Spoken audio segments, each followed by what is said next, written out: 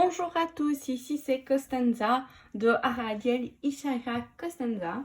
Donc aujourd'hui je vais vous présenter un petit oracle qui est arrivé donc de Angel Taina, le Singular Magic Oracle. Donc c'est une édition limitée, la Dark Moon édition. Donc voici comment se présente la boîte qui est en métal. Voilà à l'intérieur. Donc moi j'ai mis la petite carte qui arrive avec ici, comme ça je perds rien et j'aime bien quand il est avec le jeu. Donc voilà, par exemple le certificat, j'ai le numéro 8, voilà, donc je l'ai mis comme ça, c'était trop beau avec le petit cœur. Vraiment une très belle boîte, et avec il y a aussi un petit pochon noir que bon, je pense que la boîte est quand même très suffisante, donc j'aime bien. En plus, j'aime bien quand il y a le nom de l'oracle, donc je pense que je vais plutôt utiliser la boîte. On va mettre la boîte ici. Donc voici le dos de cette édition donc du Singular Magic Dark Moon avec cet œil. Il y a des petits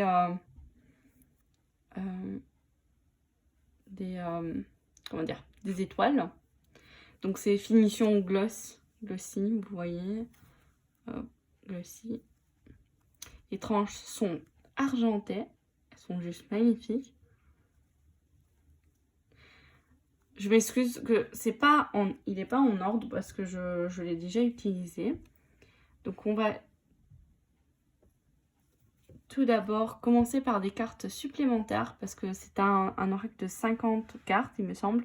Mais pour cette édition-ci, il y avait 5 cartes supplémentaires qu'il n'y a pas pour les prochaines éditions si Nat Angel Taina décide de le réimprimer. Donc voici, je vous présente déjà ces cartes-ci. Donc il y a un vraiment super PDF. Je veux dire un gros bravo à Angel, c'est à Nat. Il est vraiment magnifique en plus de la présentation du PDF. Donc voici la première carte qui est exclusive de cette édition, l'énergie. Donc c'est un oracle quand même qui est divinatoire. On peut faire de la guidance, mais voilà, il est aussi, je pense qu'il est beaucoup plus divinatoire dans ce que j'ai un peu testé. Il est plus divinatoire et de guidance. Donc voici la première carte, l'énergie. Donc on peut travailler aussi avec l'intuition. Qu'est-ce que cette carte nous fait penser? On a le serpent, on a le petit symbole de l'infini. Donc on peut vraiment travailler avec l'intuition également. Donc on a mutatis aussi. Donc il y a des mots qui sont en latin. Donc dans le livret que Angel Taina envoie, il y a aussi la traduction en français. Donc ça c'est juste super.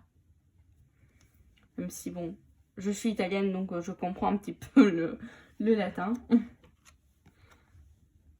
Sexualem Magicae, donc magie sexuelle.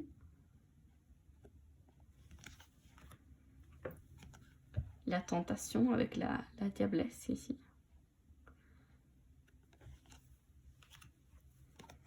Et Frida Kahlo avec l'inspiration. J'aime beaucoup les assemblements de ces petits gifs, images qu'elle a trouvé justement libre de droit et qu'elle a un peu refait à sa sauce. Donc c'est juste super. Donc, on va commencer avec les cartes. Je vais peut-être vous les mettre un petit peu comme ça. Donc on a l'Anima Mundi, le dessin, qui n'est pas le dessin, l'illusion.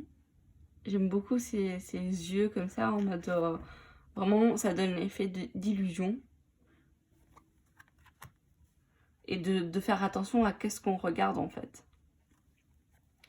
La connexion avec notre chère Mère Terre. La tristesse. En fait, j'aime bien cette carte parce que à la fois on voit les larmes, mais je pense qu'elle expliquait aussi, Angel, dans sa présentation, qu'elle a voulu faire ça comme aussi pour, vous voyez, cette main qui soutient les larmes. Donc oui, il y a une tristesse, mais on est peut-être aussi d'une certaine manière soutenu. Donc on peut aller vraiment très loin aussi avec les images. L'action avec les abeilles qui essayent de prendre le pollen pour faire le miel. L'action. J'aime bien aussi les couleurs qu'elle a utilisées. Même si c'est du fond gris, il y a quand même des couleurs il y a des couleurs. Et donc ça, c'est super, je trouve. L'amour pur. J'aime bien avec ce petit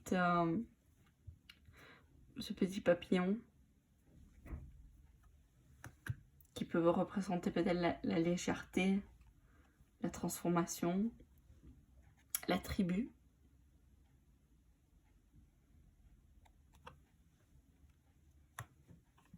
La bonne étoile. La protection. Donc ici avec le pentagramme.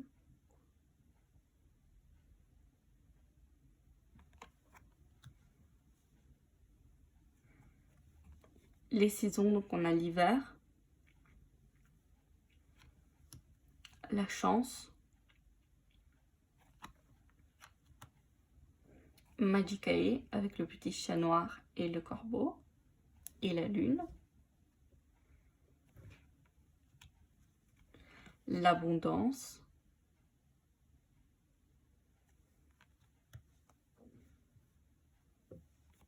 La vérité. J'aime beaucoup le choix des couleurs ici. Equilibrium, l'équilibre, avec cette idée de yin et yang. La joie, ça c'est la carte que j'ai eu le coup de cœur et je me suis dit, ouais, je dois avoir cet oracle. Il est juste magnifique.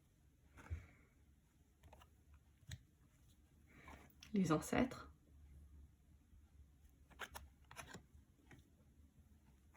Le vénénum, donc le venin, le poison.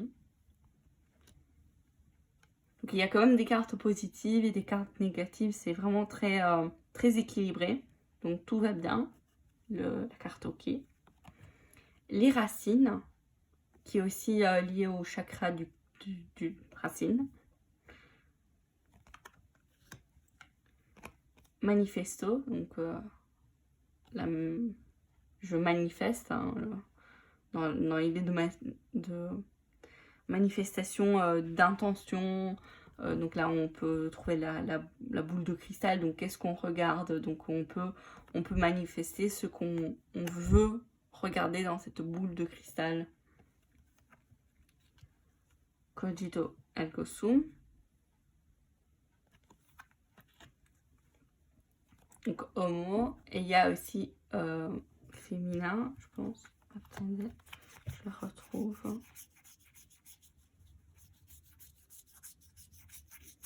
Je ne l'ai pas mis en ordre. Mais il n'y a pas vraiment un ordre non plus. Les cartes ne sont pas numérotées. Il y a juste justement le nom de la carte en bas. Donc féminin et homo. Voilà. C'est trop beau.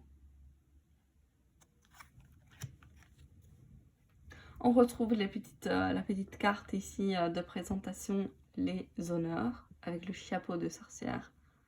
Il y a plein de symboles, donc on a le pentacle ici, vraiment un symbole de sorcière. On a la transformation ici avec le papillon.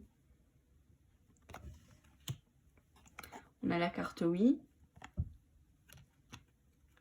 Le printemps, avec des symboles très reconnaissables hein, du printemps. Attends, hop, je pense que vous ne voyez pas le... Voilà, ici comme ça. Memento mori. Donc il faut se souvenir qu'un jour on va partir. Les papillons. très belle image choisie. Le grand ménage. L'audace, un peu comme le fou dans le tarot. La sorcière avec les plumes. Donc c'est une très belle composition, vraiment. Umbra, l'ombre. La célébration. Le cri du cœur. La clairvoyance, avec ses yeux ouverts, avec la petite flamme ici au niveau du chakra coronal et le troisième œil ouvert, mais ses yeux fermés, parce qu'elle voit avec son intuition, elle voit avec son troisième œil. La déchirure, avec ses cœurs noirs. Mais je me souviens, elle expliquait, bah voilà, oui, c'est une déchirure, mais ça ne veut pas dire que c'est quelque chose de mauvais, parce qu'ici, on a quand même le diamant. Donc peut-être ça peut être quelque chose voilà, qui doit se terminer pour un nouveau départ. La guérison, avec le cristal hein, pour la lithothérapie. La fusion, très belle. L'âme cosmique, j'aime bien les lotus ici. Et le diamant au niveau du troisième œil. Je sais pas, elle me donne un peu l'image de Kali. Même si, bon, c'est pas la même explication, la même signification de la carte. Et aussi, Kali est plutôt une déesse au niveau de la destruction, renaissance. Donc, mais le choix de l'image, je sais pas, ça me fait penser beaucoup à Kali. Faites-moi savoir qu'est-ce que vous en pensez. J'aime beaucoup. L'artiste, j'adore ce choix de couleur de violet. L'amitié. On a le pissenlit ici.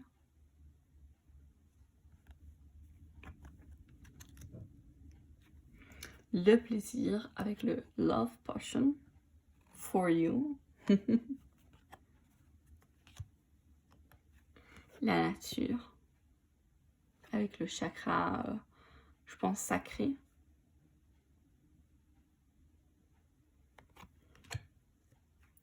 Les augures. Donc ça, c'est une carte un peu neutre parce que faut voir avec quelle carte elle est associée.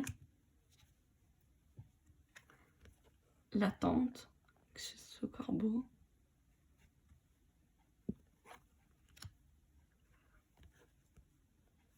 Un nouvel amour. Donc il y a vraiment de tout. Il est très général en fait. C'est ça aussi la chose super, c'est qu'on peut l'utiliser pour tout notre domaine de vie. Un nouvel amour, ça peut être aussi...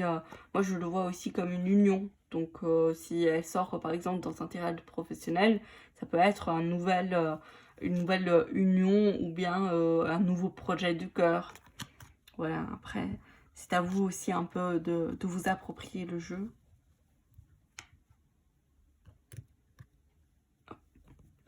L'automne.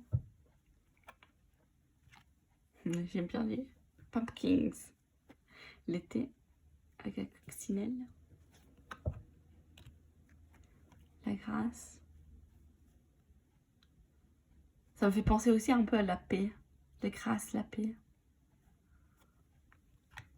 L'abandon. Très belle couleur. La lueur. Carpe diem. Le nom. Et ici, le nom, je l'ai déjà eu dans un tirage. Ça peut être aussi quelque chose de renfermé, en fait. Donc, ça peut vouloir dire, si vous vous posez une question et qu'elle sort, bien entendu, c'est un nom. Mais on peut, si ça sort dans un tirage général, moi, je l'ai aussi utilisé comme fermeture, quelque chose de renfermer, on se renferme sur nous, on ne veut pas voir. Donc on peut aller aussi au-delà du petit mot-clé que Angel Taina nous a mis. Parce que il y a quand même une image. On peut aussi vraiment se connecter à notre intuition et voir qu'est-ce que cette image nous parle. Donc l'expansion. Ici par exemple avec la plume de corbeau. On peut voir que les corbeaux, c'est quelque chose que j'aime. On peut voir aussi la transformation, on peut voir quel est la symbolisme du corbeau. Et puis ici, par exemple, avec la toile de l'araignée, on peut aussi voir quelque chose de construction de liens, de réseau au niveau de votre... peu importe au niveau de domaine de vie. Donc si par exemple c'est un projet, ça peut être une connexion, un travail qu'on fait par rapport à ce projet et que ça prend de plus en plus ampleur, donc vraiment au niveau du mot-clé. Mais ça peut aussi tisser notre propre futur pour le changer, donc associer les deux significations par exemple. C'est vraiment très très très complet. Allez, on va faire un petit tirage. Ah, et elle se mélange super bien. Hier, je voulais juste les mélanger. Ah, il y a quelqu'un qui doit manifester certaines choses. Allez, je vais faire un petit tirage à 2 cartes. Donc, choisissez peut-être... je vais prendre une petite pierre ou la petite plume ici. Donc, vous pouvez choisir quelle carte vous voulez. Et on va lire ensemble le tirage. Alors, moi, je vais prendre comme ça aussi... Je vais prendre la labradorite aussi. Donc elle se mélange vraiment très très bien. Je vous montre aussi l'autre type de... Oh. C'est pas un... Je mélange pas souvent comme ça, mais c'est vraiment pour au moins une fois que les cartes sont bien mélangées.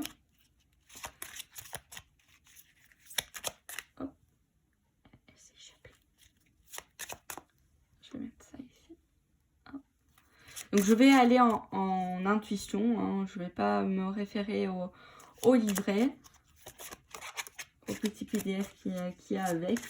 Vraiment, qu'est-ce que la carte me dit. Hop. Donc, je vais aussi vous montrer, vous voyez, ça s'étale aussi très très bien. Alors, pour les labradorites, quelle carte on va choisir? Celle-ci. Et pour les plumes, ceux qui ont choisi la plume noire, quelle carte on va choisir? Celle-ci. On va voir quand même le 2 de deck pour nous tous. Ah voilà, la grâce. La paix. On est dans la grâce, on est dans la paix. Il y a un arc-en-ciel ici, donc le bonheur aussi. Ça me fait penser au bonheur. Donc peut-être s'il y a une carte négative, en général c'est quand même peut-être une phase. C'est juste une phase. Ça va pas rester parce que il y a quand même la paix qui va venir. Peut-être c'est voilà quelque chose qu'on doit vivre pour apprendre une leçon. On va voir quand même. Hein. Ah voilà. Je me disais bien. Donc au niveau de la labradorite, on a l'abandon. Donc peut-être c'est ici, ça me fait penser peut-être ou soit d'abandonner une certaine situation, une situation qui ne nous aide pas à avancer. Vous voyez ici, on a quand même un crâne, c'est-à-dire que c'est un crâne, c'est quelque chose qui est mort. Hein. Donc pourquoi rester ici? Pourquoi rester ici sur cette chose qui ne va pas vous donner de fruits, de fructuation? Elle ne va pas vous aider à vous développer.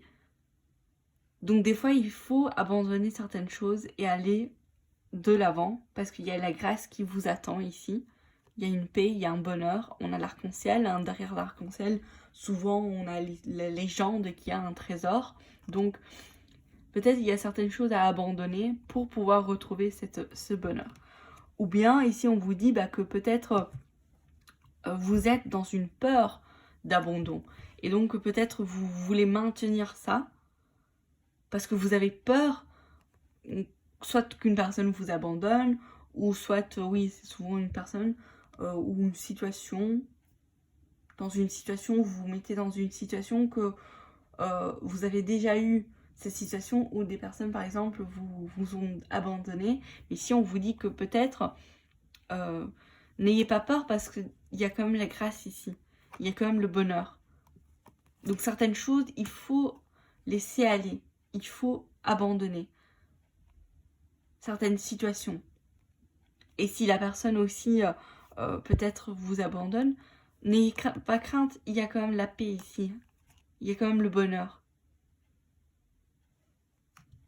Vous voyez, par exemple, aussi ici, il y a des fois où il faut prendre des choses qui nous font mal, mais ça ne veut pas dire qu'il n'y a pas des belles choses autour de nous. Il y a toujours des belles choses. Donc, c'est un peu l'idée de l'optimisme. Oui, il y a des choses qui sont mauvaises, mais n'abandonnez pas aussi. Ça peut être ça aussi. J'ai aussi ça comme idée, comme ressenti. N'abandonnez pas. Même si c'est peut-être stérile, voilà. N'abandonnez pas parce que derrière, à la fin du rainbow, de l'arc-en-ciel, il y a toujours quelque chose. Maintenant, on va passer aux plumes noires. Anima Mundi, donc ici, vous êtes plutôt dans la connexion, de vous connecter à la magie.